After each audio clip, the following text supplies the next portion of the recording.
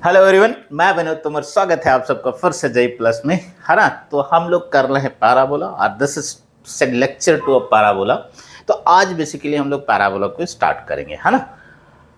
इससे पहले जो हमने किया है तो वो बेसिकली सभी कोनिक्स के लिए था, मतलब पैराबोला, एलिप्स, हाइपरबोला सबके लिए था। तो आज यहाँ से पैराबोला हम लोग स्टार्ट करेंगे। तो पैराबोला को कैसे डिफाइन करेंगे? डेफिनेशन तो वैसे सारे ही कोनिक्स की लिख दिया था हम लेके, तो पैराबोला को कैसे डिफाइन करेंगे हम लोग, है ना। अगर डेफिनेशन की बात करें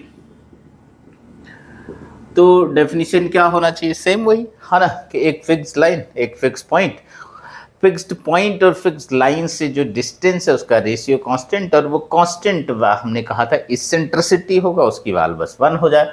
मतलब कहने का मतलब एक ही शब्दों में कहें तो ये डायरेक्ट्रिक्स है अपने पास, ये डायरेक्ट्रिक्स है, ठीक है, ये फोकस है और ये अपने पास वेरिएबल पॉइंट है। तो P से S और P से M E है, और E कितना हो जाए? 1 हो जाए। मतलब PS इक्वल्स टू क्या हो जाए? PM हो जाए, है ना। तो पैराबोला बन जाएगा।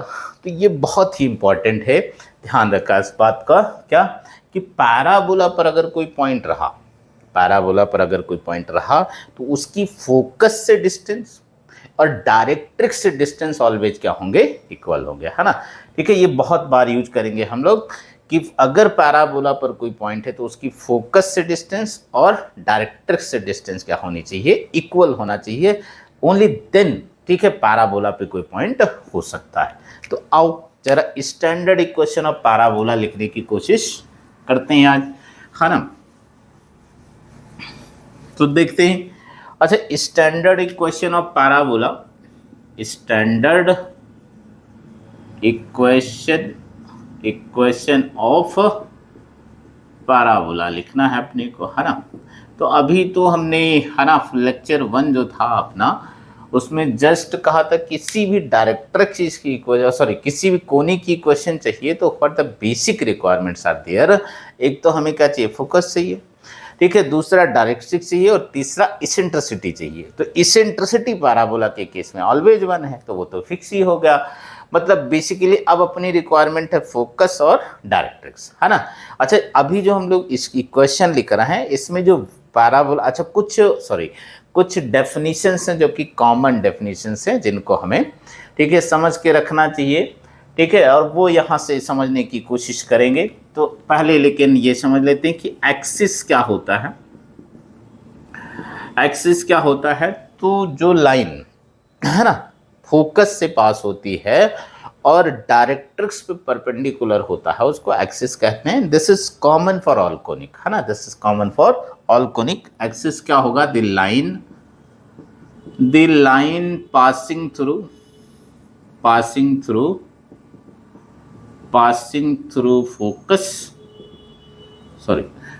Focus and perpendicular to directrix, है ना, परपेंडिकुलर टू डायरेक्ट्रिक्स। मतलब जो लाइन फोकस से पास हो और डायरेक्ट्रिक्स पे क्या हो? परपेंडिकुलर हो, उसको एक्सिस कहेंगे, है ना। तो अगर समझने की बात करें तो कुछ ऐसे कहें कि मान लो ये डायरेक्ट्रिक्स है अपना पास, अच्छा, डायरेक्ट्रिक्स को मैं DR से लिख रहा हूँ और ये फोकस है तो इससे पास हो रहा और डायरेक्ट्रिक्स पे परपेंडिकुलर है, तो ये लाइन क्या हो जाएगा? एक्सिस हो जाएगा। ये लाइन क्या हो जाएगा? एक्सिस हो जाएगा। और ये सभी कोनिक के लिए, है ना, मतलब पैराबोला के लिए भी है, एलिप्स के लिए भी है, हाइपरबोला के लिए, कि एक्सिस वो लाइन होगी जिस पे फोकस होगा, मतलब फोकस से पास होना चाहिए और डायरेक्ट्रिक्स पे परपेंडिकुलर होना चाहिए। तो यहाँ से एक बहुत इंपॉर्टेंट रिजल्ट भी देख सकते हो। स्ट्रेट लाइन तो, है ना, आइडिया ही है कि एक्सिस और डायरेक्ट्रिक्स अगर परपेंडिकुलर हैं तो डायरेक्ट्रिक्स और एक्सिस, अच्छा, मैं स्लोप को M से डिनोट कर रहा हूँ, तो M डायरेक्ट्रिक्स मतलब slope of directrix into M axis, this always should be -1। It means ये हुआ कि अगर कोई मुझे डायरेक्ट्रिक्स बता देता है तो मैं एक्सिस का स्लोप लिख सकता हूँ, एक्सिस का बता देता है तो डायरेक्ट्रिक्स का स्लोप लिख सकता हूँ with the help of this कि slope of directrix into slope of axis कितना होना चाहिए, -1 होना चाहिए। तो ये बहुत इंपॉर्टेंट बात, ठीक है, इसको यूज करेंगे हम, हाँ। अच्छा, एक आध और डेफिनेशंस है, जैसे मतलब डेफिनेशंस तो कुछ और भी हैं जो जो अभी इम्पॉर्टेंट है, पहले उनको डिस्कस करते हैं फिर, है ना। वर्टेक्स, तो वर्टेक्स क्या होता है, जो भी हमारा कोनिक है वो एक्सिस को जहाँ पे कट करेगा वो वर्टेक्स होगा। अब पैराबोला के केस में एक्सिस को एक ही बार कट करता है, इलिप्स के केस में 2 बार कट करेगा, हाइपरबोला के केस में भी 2 बार कट करेगा। तो पैराबोला के केस में तो एक ही वर्टेक्स होगा, लेकिन इलिप्स के केस में 2 होगा, तो वर्टिसीज कह सकते हैं ना, प्लूरल हो गया वर्टेक्स का। ऐसे ही हाइपरबोला के केस में भी 2 होगा तो उसको वर्टिसीज कह सकते हो। मतलब कहने का सेंस ये है कि the intersection point of the intersection point of axis and conic अब कोनिक लिख दिया है मतलब सारे शामिल है इसमें, है ना। पैराबोला भी है इसमें, इलिप्स भी है और हाइपरबोला है, तो ये वर्टेक्स हो जाएगा, है ना। ये क्या हो जाएगा, वर्टेक्स हो जाएगा। आई होप सो इतना समझ रहे हैं। तो अब स्टैंडर्ड इक्वेशन लिखने पे जाएंगे हम लोग। तो आओ जरा स्टैंडर्ड इक्वेशन ऑफ पैराबोला लिखते हैं, क्या हो जाएगा। तो हम जो पैराबोला की स्टैंडर्ड इक्वेशन लिखेंगे, जैसे सर्कल है, सर्कल में अगर हम स्टैंडर्ड इक्वेशन ऑफ सर्कल लिखते हैं तो वहाँ पर सेंटर को क्या रखते हैं, 0 0। सेम हियर, ठीक है। अगर स्टैंडर्ड इक्वेशन है तो जो उसका वर्टेक्स है उसको कहाँ पे रखेंगे, 0, 0 पे, मतलब जो वर्टेक्स है उसको कहाँ पे रखेंगे, ओरिजिन पे रखेंगे। तो सपोज मेरे पास ये एक्स एक्सिस और वाई एक्सिस है, ये एक्स एक्सिस है और ये वाई एक्सिस है ना। अच्छा, वर्टेक्स को हमने कहा कहाँ पे रख लें, ओरिजिन पे रख लेंगे, वर्टेक्स को ओरिजिन पे रख लेंगे। अच्छा, वर्टेक्स से ए डिस्टेंस पे जाके हमने फोकस ले लिया, ठीक है। तो मतलब जो फोकस है वो एक्स एक्सिस पे है, इट मीन्स यहाँ पर जो एक्सिस कंसिडर कर रहे हैं हम लोग पैराबोला की, वो एक्स एक्सिस को ही कंसिडर कर रहे हैं, ठीक है। अच्छा, वर्टेक्स ये जो क्या कहें, वर्टेक्स से ए डिस्टेंस पे फोकस ले लिया। अच्छा, पैराबोला पर ही है ये पॉइंट वर्टेक्स, ये पॉइंट क्या है, पैराबोला पर है। पैराबोला कुछ ऐसे बनेगा जब वो PS = PM कंडीशन लगाओ। अच्छा, डायरेक्ट्रिक्स तो होना चाहिए। अच्छा, तो पैराबोला की तो डेफिनेशन अभी जस्ट हमने कहा था कि पैराबोला पे किसी पॉइंट को अगर लाई करना है तो उसको फोकस से उतनी ही डिस्टेंस पे होना पड़ेगा जितनी डायरेक्ट्रिक्स है। तो फोकस की डिस्टेंस कितनी है, A है, इट मीन्स डायरेक्ट्रिक्स को भी कितनी डिस्टेंस पे होना पड़ेगा, A डिस्टेंस पर और एक्सिस पे परपेंडिकुलर होना पड़ेगा। तो मतलब ये जो डिस्टेंस है this also should be A। अच्छा, अब ये लाइन तो y एक्सिस के पैरेलल है, तो y एक्सिस के पैरेलल किसी लाइन की इक्वेशन कैसे लिख देते हैं, x = समथिंग। अच्छा, ये डिस्टेंस a है और ओरिजिन के लेफ्ट पे है, तो कितना हो जाएगा, x = -a, हाँ, x = -a। तो अब आई थिंक हमारी रिक्वायरमेंट फुलफिल हो चुकी है। हमें कोनिक की इक्वेशन लिखने के लिए फोकस चाहिए, डायरेक्ट्रिक्स चाहिए और एसेंट्रिसिटी चाहिए। तो मैंने फोकस लिख दिया है, फोकस के कोऑर्डिनेट आ गए हैं a, 0, डायरेक्ट्रिक्स भी आ गया है x = -a, eccentricity already known है, पैराबोला के लिए 1 होता है। तो कोई पॉइंट लेते हैं इस पर, है ना, और इसका लोकस लिख देते हैं। तो इसको x, y ही लिख लिया मैंने, क्योंकि बाद में हम इसको x, अच्छा ये PS और PM, ठीक है, भले ही तुमको इक्वल नहीं दिखाई दे रहे हो लेकिन ये इक्वल है ना, ठीक है, ये क्या है, इक्वल है। तो बाय डेफिनेशन क्या होना चाहिए, बाय डेफिनेशन क्या होना चाहिए, PS this should be equal to PM, है ना, PS = PM होना चाहिए। अब PS तो बहुत सिंपल है ना, distance between P and S, तो क्या हो जाएगा, √x - a। अच्छा, तुम अगर कोई प्रॉब्लम फील हो तो तुम x, y को अल्फा बीटा लिख सकते हो और वैसे डिराइव कर लो। तो x - a होल स्क्वायर और प्लस y - 0 होल स्क्वायर। अच्छा, PM मतलब इससे परपेंडिकुलर, तो लाइन की क्वेश्चन क्या हो गया, x + a। अच्छा, लास्ट वाले लेक्चर में हमने डिस्टेंस कैसे कैलकुलेट करते हैं ये पहले बताओ, वैसे आना चाहिए तो, है ना, क्योंकि स्ट्रेट लाइन में तो ये बहुत बेसिक चीज़ है।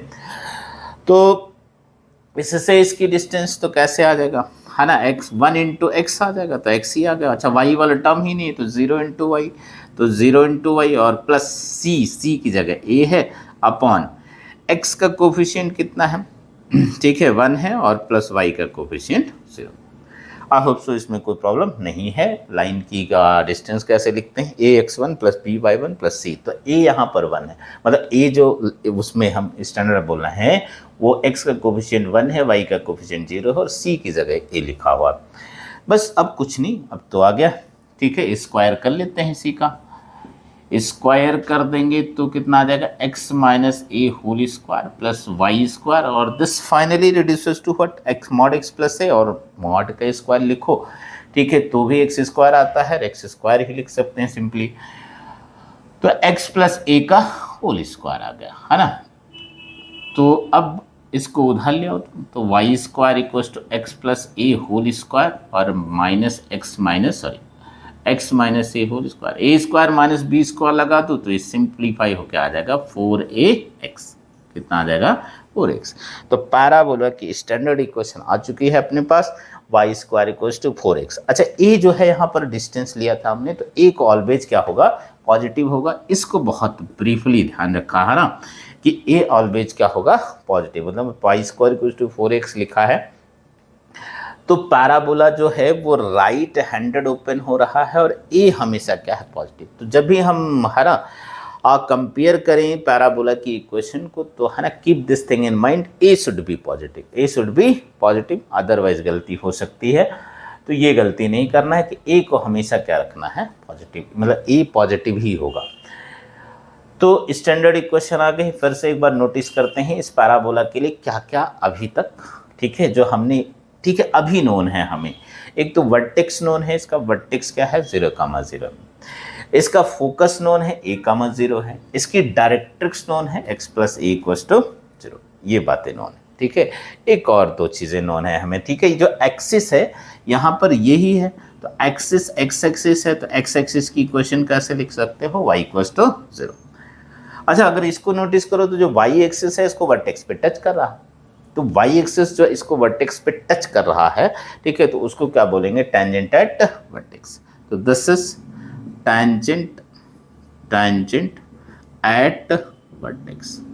अच्छा यहाँ पर तो टेंजेंट एट वर्टेक्स क्या है, y एक्सिस है, तो y एक्सिस की इक्वेशन क्या होती है, x equals to 0, x equals to 0। I hope so समझ गए हैं। पर से एक बार पैराबोला की स्टैंडर्ड इक्वेशन आ गई है, y square equals to 4x, ठीक है। इसका वर्टेक्स है 0 0, फोकस है a0, डायरेक्ट्रिक्स x प्लस ए है, इक्वल्स टू 0, एक्सिस की इक्वेशन y इक्वल्स टू 0 और टेंजेंट एट वर्टेक्स की इक्वेशन x इक्वल्स टू 0, है ना।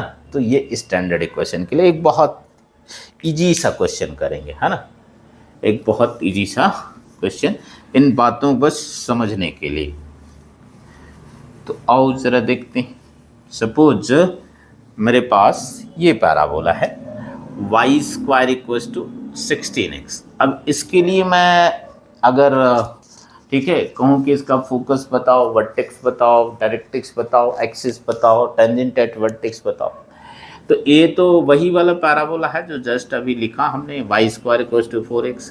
ए हमने कहा था पॉजिटिव होना चाहिए, तो 4a कंपेयर किया तो 16 आया, तो a की वैल्यू कितनी आई, 4। ठीक। अच्छा अब अगर वर्टेक्स पूछता है तो ऑब्वियसली जब भी इक्वेशन इस टाइप की है, इसका मतलब उसका वर्टेक्स कहाँ है, 0,0 पे, है ना। अच्छा इसका फोकस पूछता है अपने से, तो फोकस कितना हो जाएगा, 4,0 हो जाएगा, क्योंकि a,0 था। अच्छा डायरेक्ट्रिक्स की इक्वेशन पूछता है, तो डायरेक्ट्रिक्स की इक्वेशन क्या हो जाएगी, x equals to minus a means x equals to -4 और x प्लस 4 इक्वल्स टू 0।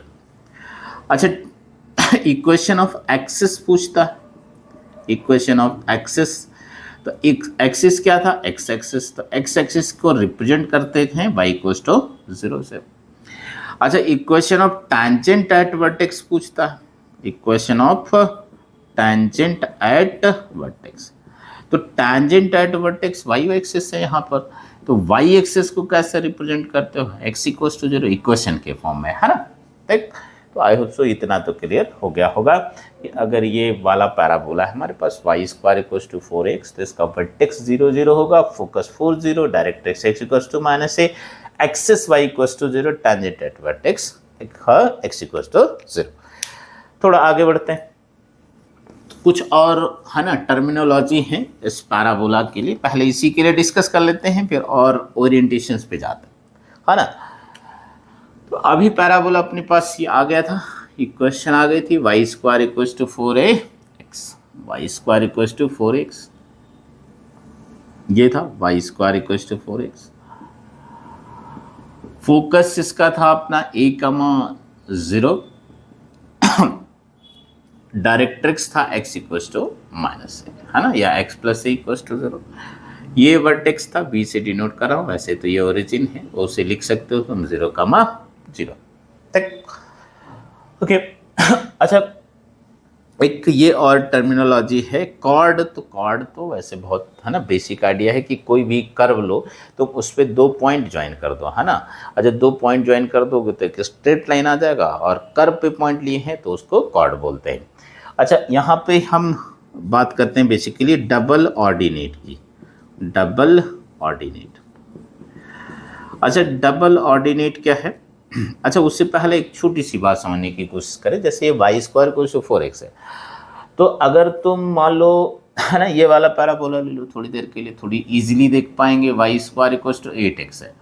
अच्छा मैं इसमें अगर x इक्वल्स टू 2 सब्सटीट्यूट कर दूँ तो y की वैल्यू कितनी आ जाएगी, +-4, मतलब एक x के लिए 2y है, और दोनों देखें तो बराबर ही है, मतलब जितना ऊपर है उतना ही नीचे है, मतलब ये जो कर्व है this is actually symmetrical about x axis. अच्छा सिमेट्री का क्या सेंस है कि जितना एक्स एक्सिस के ऊपर उतना ही एक्स एक्सिस के नीचे, ठीक है। तो जो कर्व है हमारा वह एक्स एक्सिस के अबाउट सिमेट्रिकल, एक्स एक्सिस के अबाउट सिमेट्रिकल, इस बात को ध्यान कर रहे हैं। अच्छा कैसे चेक कर सकते हो एक्स एक्सिस के अबाउट सिमेट्री, तो वो बहुत ईजी है, तुम y की जगह -y लिख दो, ठीक है। और अगर कर्व की इक्वेशन में कोई चेंज नहीं आ रहा है, इट मींस जो है जो कर्व है दैट इज सिमेट्रिकल अबाउट, ठीक है, एक्स एक्सिस। सिमिलर अगर एक्स वाई एक्सिस के अबाउट चेक करना चाहते हो तो एक्स की जगह -x लिख दो, if there is no change in the equation then it is symmetrical about y axis. अच्छा अगर x की जगह -x, y की जगह -y लिखा और फिर भी कर्व में कोई चेंज नहीं आया मतलब इक्वेशन में, ठीक है, तो फिर वो दोनों एक्सिस के अबाउट सिमेट्रिकल होगा, इनफैक्ट वो ओरिजिन के अबाउट भी सिमेट्रिकल हो जाएगा ना, जैसे सर्कल है x² + y² equals to r² है, इसमें तुम x की जगह -x, y की जगह -y लिख दो, कोई चेंज नहीं आएगा, तो सर्कल तो है ना देख ही पाते हैं कि है ना क्या होता है, x एक्सिस के अबाउट भी सिमेट्रिकल होता है, y एक्सिस के अबाउट सिमेट्रिकल होता है, ओरिजिन के मतलब व्हाट एवर द सिमेट्री सब कुछ है उसमें, है ना। तो डबल ऑर्डिनेट क्या है, डबल ऑर्डिनेट क्या है, मतलब एक कॉर्ड है, ठीक है, ये कॉर्ड है, सपोज ये ए है और ये बी है, ठीक है।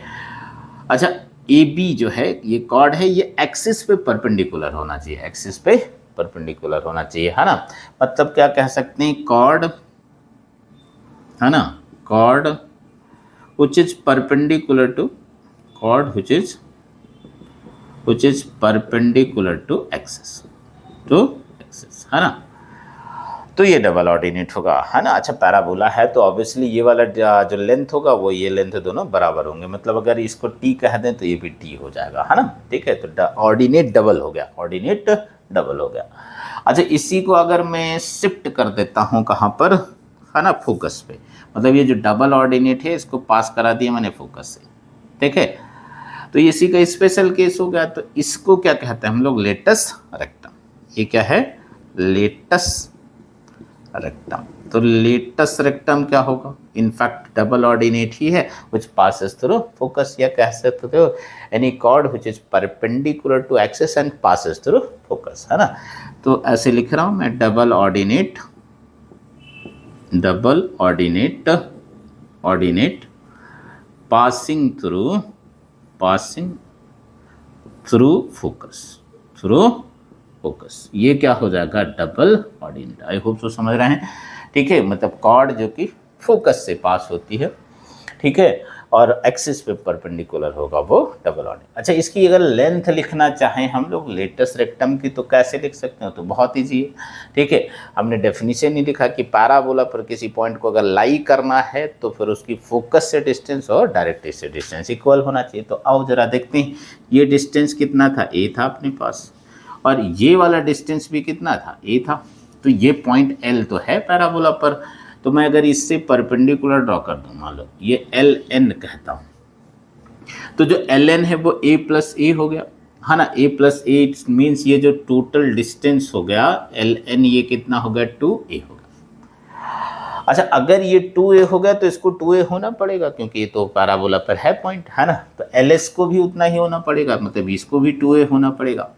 अच्छा, अगर ये 2a हो गया और कर्व सिमेट्रिकल है तो इसको भी 2a होना पड़ेगा। ठीक है, तो इसका मीनिंग ये हुआ कि length of letter L R का मतलब लेंथ ऑफ लेटस रेक्टम लिख रहा हूँ, ये कितना हो गया, 4a। तो ये सभी पैराबोला के लिए कांस्टेंट होगा, मतलब लेंथ ऑफ लेटस रेक्टम की इज ऑलवेज रिमेन्स 4a।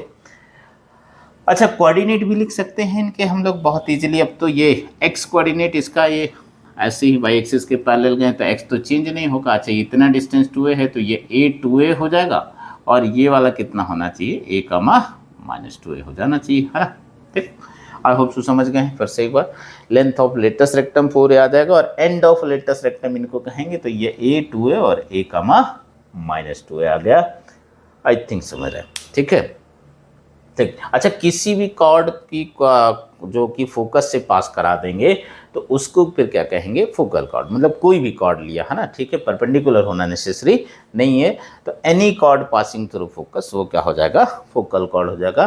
तो एक जस्ट और डेफिनेशन ये लिख लेते हैं, एनी कॉर्ड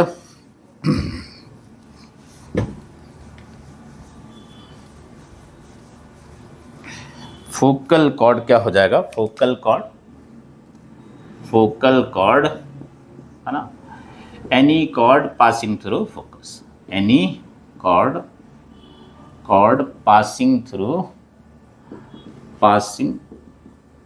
थ्रू फोकस, है ना।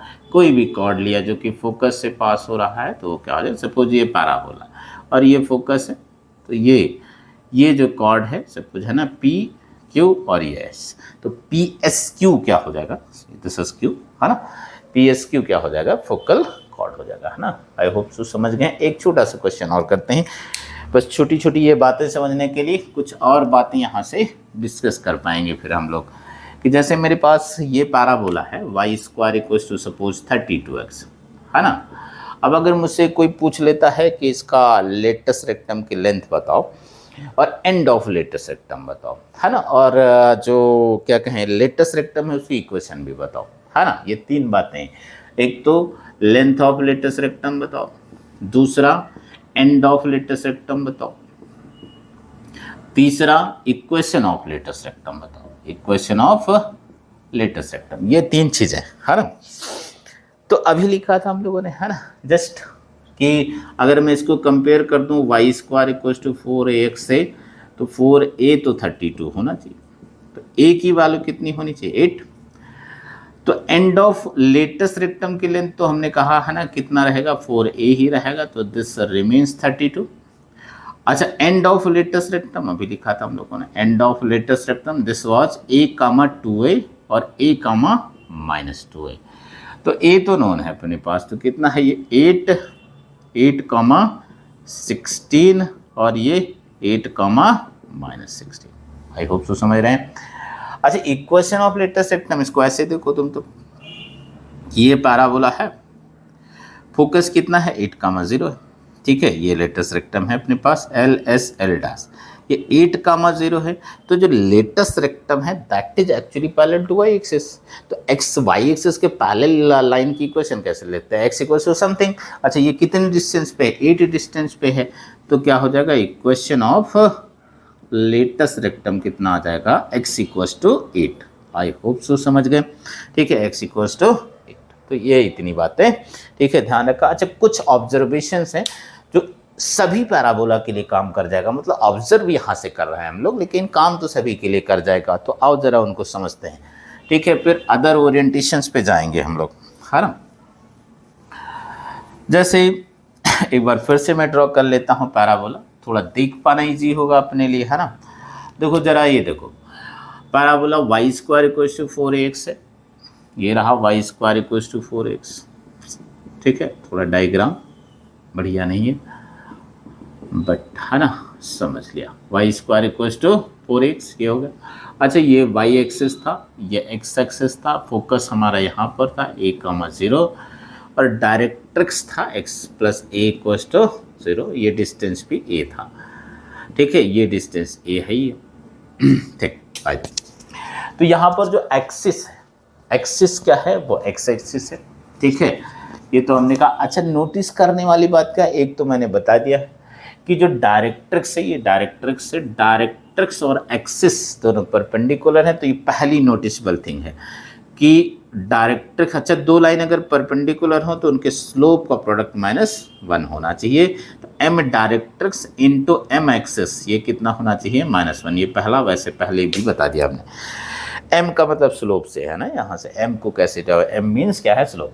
अच्छा सिमिलर ये भी देख सकते हो कि जो टेंजेंट एट वर्टेक्स है वो भी तो इस पे परपेंडिकुलर है, तो m है ना, tangent at vertex, tangent at vertex, tangent at vertex into है ना m एक्सिस, इसका भी प्रोडक्ट कितना होना चाहिए, -1 ही होना चाहिए। अच्छा लेटेस्ट रेक्टम भी बना लेते हैं, ठीक है, एल एल डैश था। अच्छा दूसरा जो डायरेक्ट्रिक्स और टेंजेंट एट वर्टेक्स है ये दोनों पैरेलल हैं, ठीक है।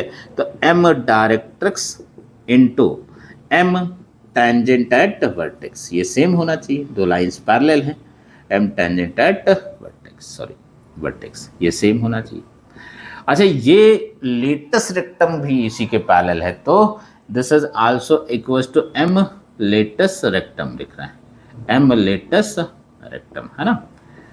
मतलब ये तीनों आपस में पैरेलल हैं, कौन, directrix, tangent at vertex and latus rectum, ठीक है। I think got one some more thing, है ना, सम मोर थिंग। यहाँ पर देखो जो वर्टेक्स है ये डिस्टेंस ये है, ये भी डिस्टेंस ये है। अच्छा ये जो है ना डायरेक्ट्रिक्स और एक्सिस जहाँ पे कट करते हैं, this is called foot of directrix, this is called foot of directrix, इसको क्या कहेंगे, foot of directrix.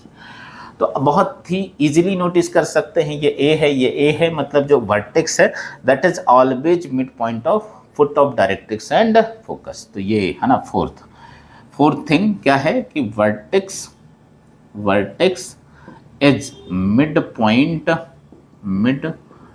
Point of focus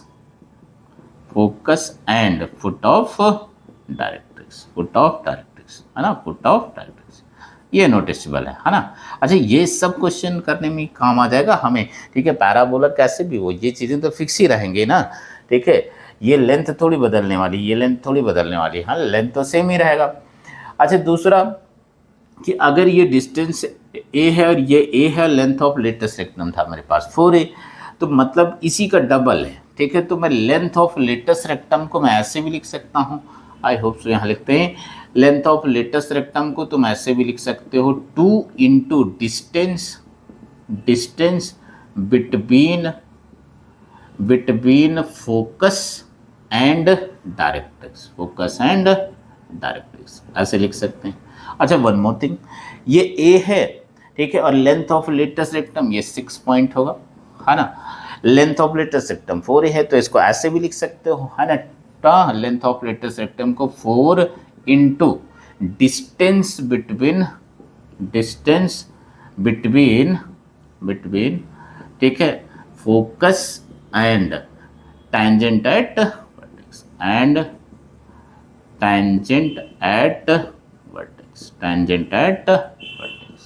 I hope so समझ गए हैं। फिर से एक बार रिवाइज कर लेते हैं जल्दी से कि जो लेटेस्ट रेक्टम की लेंथ है ये ऐसे भी लिख सकते हैं 2 into distance between focus and directrix, ठीक है। Length of latus rectum this also can be written 4 into distance between focus and tangent at vertex, ठीक है। Vertex always remains mid point of foot of directrix focus m directrix into m axis, ठीक है, both the lines are perpendicular, so this should be -1. Tangent and axis are perpendicular, so product of their slope should be -1. Directrix, tangent at vertex and lateral rectum are parallel, so slope of all these lines should be same. ठीक है, तो आज यहाँ तक rest, next class में करते हैं. Thank you.